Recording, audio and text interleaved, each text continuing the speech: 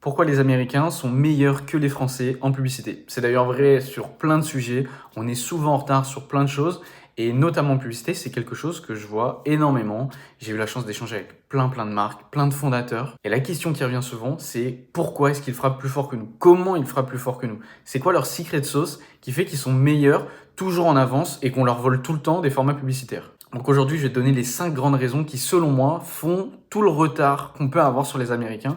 Et c'est pas seulement les Français, c'est tout le marché européen qui est toujours en retard, toujours à la traîne et toujours en train, encore une fois, de copier et de reprendre ce qui se fait en avance aux US. Et avant de partir sur cette première raison, je voulais quand même prendre 2 secondes pour casser un mythe que j'entends énormément, que ce soit pendant les calls où justement on en vient à parler de ce retard qu'on a sur les Américains.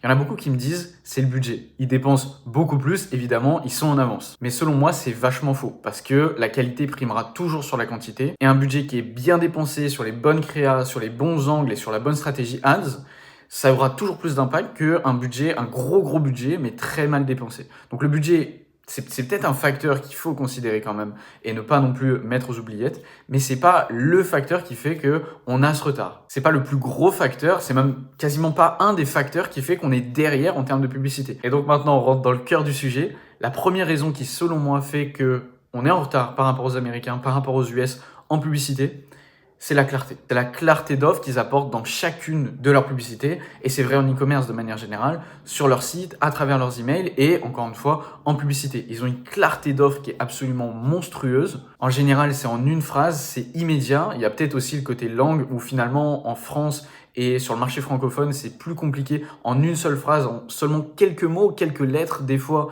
de résumer une offre, ça peut être compliqué. Ce qui est peut-être plus atteignable et plus accessible sur le marché américain et sur le marché anglophone. Mais toujours est-il qu'encore une fois, cette clarté immédiate d'offre, elle est incroyable.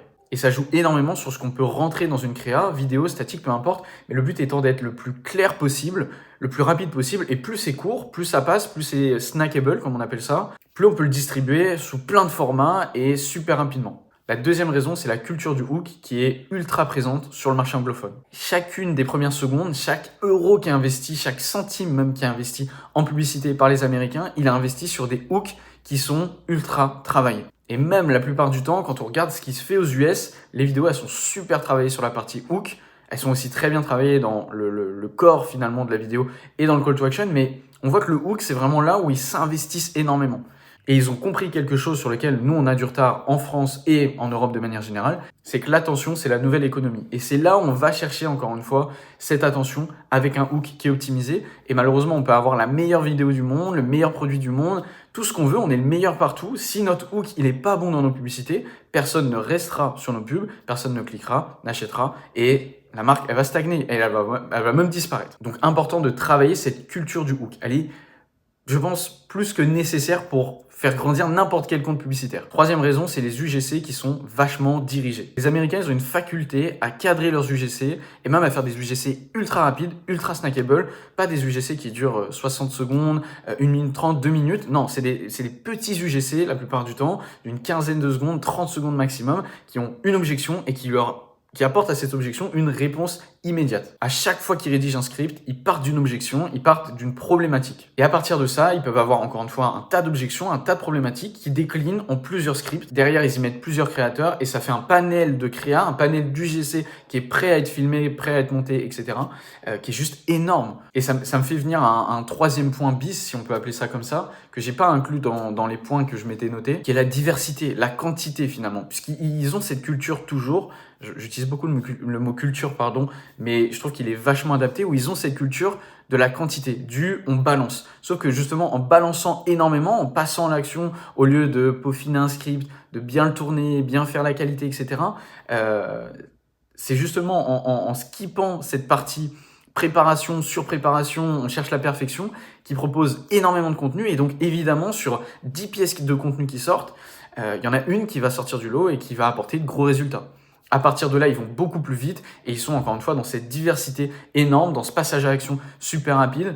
Mais bref, c'était un point 3, une raison 3 bis qui n'était pas encore une fois dans les points originaux que je m'étais noté, mais qui m'est venu en tête parce qu'effectivement, ils sont hyper fast, hyper rapides. Quatrième raison, c'est un testing qui est simple et qui est rapide. Ça va un petit peu avec ce que je viens de dire juste ici. C'est la rapidité, vraiment, qui fait que Ils ont une longueur d'avance tout le temps. Ils ont des cycles qui sont courts, ils mettent peu de variables, ils vont à l'essentiel et ils essaient d'aller le plus vite possible pour spammer, envoyer et sortir justement les pièces indépendamment qui fonctionnent. En publicité, c'est essentiel, ça prime énormément puisque plus on teste, plus on a de retour KPI pour se dire ok, tel angle il est meilleur, tel format il marche bien, telle photo elle attire plus l'attention, contrairement à l'organique où il faut y aller pièce par pièce puisqu'on ne peut pas publier 20 vidéos par jour au risque d'épuiser ou de surspammer son audience. En publicité, c'est pas du tout le cas, on paye son placement et c'est vraiment tout l'objet du succès en publicité en 2025 et je pense que dans les futures années ce sera d'autant plus le cas, le tout étant d'aller très vite et de sortir du contenu pour avoir un retour du marché le plus vite possible. Et ce testing qui est très simple, super rapide, je pense que c'est vraiment un des points sur lesquels il faut vraiment s'attarder quand on pense aux Américains et quand on pense à leur avance qu'ils ont sur nous tout le temps, français et européens. Et puis cinquième raison, c'est le côté storytelling utile. Ils ont leur framework, problème, transformation, preuve. C'est aussi simple que ça. La plupart de leurs publicités, elles vont à l'essentiel, elles sont directes et encore une fois, elles partent d'une problématique. J'en parlais juste avant. Ils vendent une transformation, ils ont ce côté très catchy, très direct où au final, je pense que c'est même pas que américain, c'est même pas que aux US, c'est de manière générale anglophone.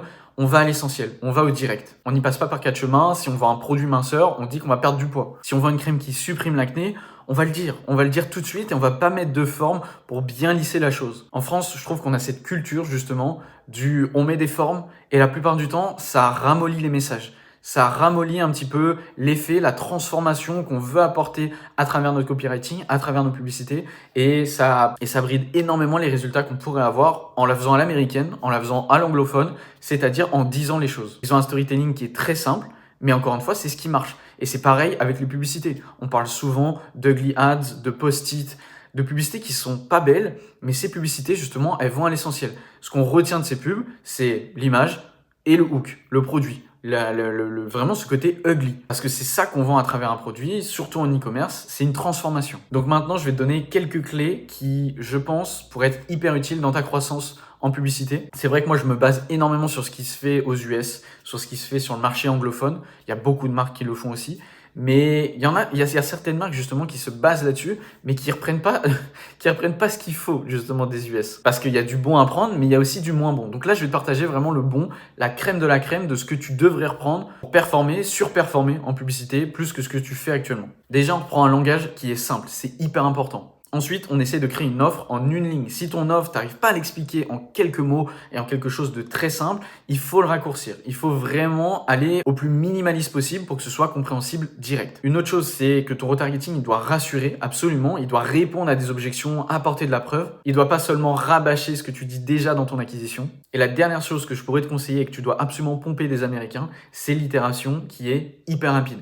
Ils sortent pas des publicités, ils sortent pas des créas tous les mois ou tous les ans ou tous les 6 mois. Non, c'est toutes les semaines, voire certaines marques, c'est tous les jours. Donc effectivement, ça dépend évidemment du niveau où tu es.